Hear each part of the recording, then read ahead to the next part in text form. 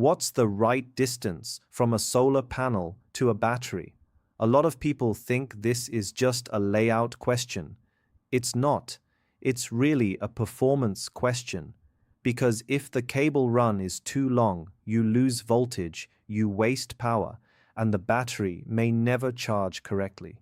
This is WOW in Adian Light, which is factory for solar power system, solar lights more than 10 years. So in this video, I'll give you a simple rule. Keep the distance short, put the controller close to the battery, and use the right cable size. That's the core idea. Now let's break it down. In real solar projects, long cable runs look harmless on paper. But in the field, they create voltage drop. And voltage drop is one of the most common reasons a system underperforms. Here's what happens. Power leaves the solar panel, travels through the cable, and some of that energy is lost as heat. The longer the cable, the higher the current, and the thinner the wire, the bigger the loss. That means the battery gets less charging voltage than you expected. And when that happens, the battery may stay undercharged. Over time, that reduces battery life and hurts the whole system. So for me, distance is never just about convenience. It directly affects charging quality, efficiency, and long-term reliability. Here's the first rule I use on almost every job. Count the full loop, not just one direction. If the panel is 5 meters away, the electricity has to go out and back, so your real cable path is longer than many people think. Second, higher voltage helps. Why? Because for the same power, a higher voltage system uses less current, and lower current means lower voltage drop. Third, thin cables are expensive in the long run. They may look cheaper at first, but they waste energy and create heat. And fourth, don't ignore the connectors. A bad crimp or a poor quality terminal can add resistance fast. So even a good design can perform badly if the connections are weak. Now let's talk practical numbers.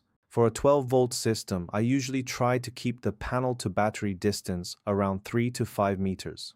For a 24-volt system, around 6 to 10 meters is usually workable.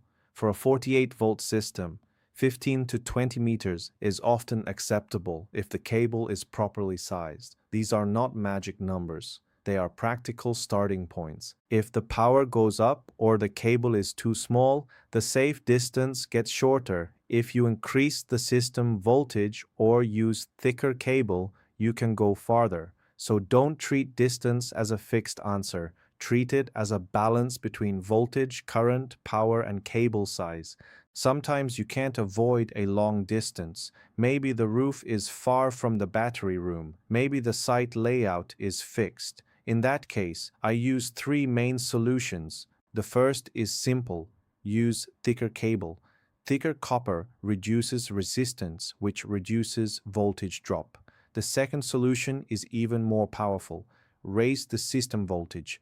For example, if you move from 24 volts to 48 volts, the current is roughly cut in half for the same power. That immediately reduces cable loss. The third solution is to improve the terminations. Use good MC4 connectors. Use the proper crimping tools. Torque everything correctly. Keep junction points dry and clean, because a bad connector can waste power just like a bad cable choice.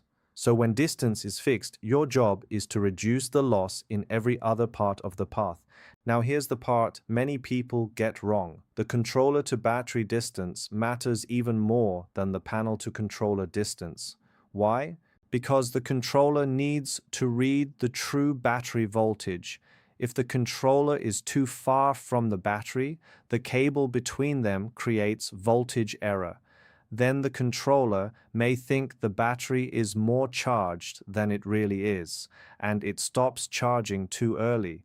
So my recommendation is very clear. Place the charge controller as close to the battery as possible, ideally within 1 meter. Keep that cable short, keep it thick, and keep the area cool, dry, and well ventilated. Don't mount the controller in a hot roof space just because it looks tidy. That usually creates more problems later. Before I finish, here's a simple checklist I follow. Keep the controller next to the battery. Keep PV wires as short as the site allows. Choose cable based on voltage drop, not just amp capacity. Use real tools for MC4 and terminal connections. Protect the DC side with proper fuses or breakers. Keep everything dry, cool, and clearly labeled. And if the run is long, seriously consider a higher system voltage. That one choice solves a lot of hidden problems.